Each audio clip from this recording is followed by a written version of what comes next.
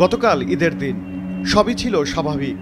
CC ক্যামেরার ফুটেজে দেখা যায় সদরঘাটে অনেকেই প্রস্তুতি নিচ্ছিলেন লঞ্চে বাড়ি ফেরার।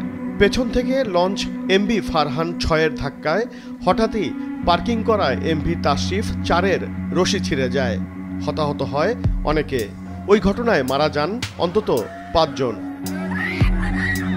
শুধু পার্কিংয়েই নয়, লঞ্চ ছাড়ার সময়ও তাড়াহুড়ো করে উঠতে গিয়ে প্রায় যাত্রীরা পড়েন দুর্ঘটনায়।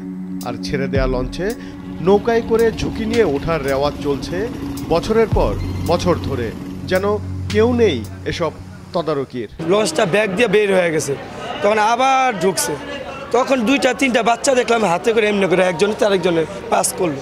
মানে দেখেন অনেক সময় যাত্রী ওঠানামা মানে বেশি তাড়াহুড়ো করতে গিয়ে পড়ে।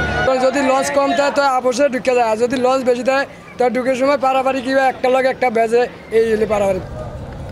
গতকালের দুর্ঘটনার পর নড়েচড়ে বসেছে বিআইডব্লিউটিএ থেকে শুরু করে সংশ্লিষ্ট কর্তৃপক্ষ।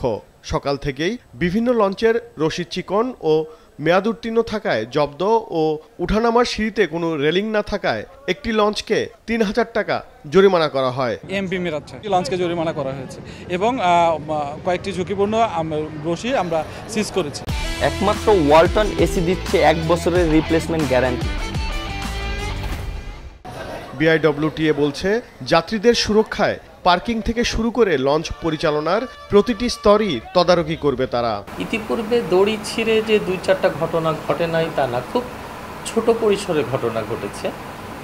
তো আমরা এই সমস্ত দুর্ঘটনার প্রেক্ষিতে যেটা দেখেছি যে আমরা এই দড়ি ছিঁড়ে যাওয়ার পরিপ্রেক্ষিতে আমরা লঞ্চ মালিককে আমরা অনেক সময় অনুরোধ করেছি, চিঠি তারা অভিযোগ করেছি যে শক্ত রশিদ ব্যবহার করার জন্য এবং পুরাতন রশিদ চেঞ্জ করার জন্য। তো আমাদের এই নির্দেশনা লঞ্চ মালিক কর্তৃপক্ষ যথাযথভাবে অনুসরণ করে নাই।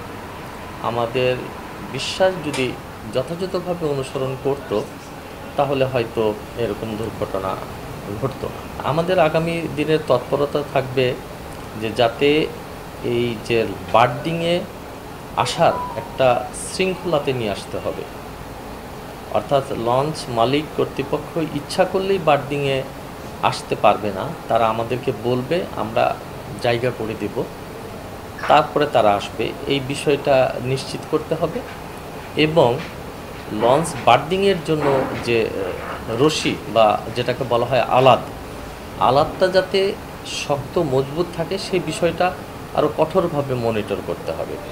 গতকালের দুর্ঘটনায় অভিযুক্ত এমভি তাশরিফ ৪ ও ফারহান ৬ লঞ্চটি জব্দসহ ৫ জনকে গ্রেফতার করে নৌপুলিশ। আজ তাদের ৩ দিনের রিমান্ড মঞ্জুর করে আদালত। ওবায়দুল কবির, মাছরাঙা সংবাদ, ঢাকা।